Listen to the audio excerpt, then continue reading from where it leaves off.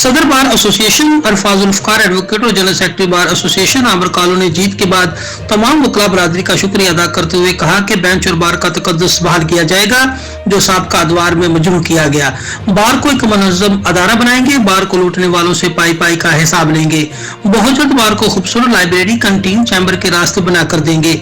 इस मौके पर सीनियर वकील मलक सलाबत अवान एडवोकेट चौधरी अरशाद अंजम ने अपने मुश्तरका बयान में कहा कि जीतने वाली बॉडी प्रोफेशनल लोगों पर मुश्तमिल है, ऐसे इकदाम उठाएंगे कि तारीख याद रखेगी। इस मौके पर यंग लॉयर गियास बोगर ने कहा कि हम नौ मुंतखब सदर सेक्रेटरी पर मुकम्मल एतमाद का इजहार करते हैं और उम्मीद करते हैं कि हमारे रोशन मुस्तकबिल के लिए पूरी ईमानदारी से काम करेंगे।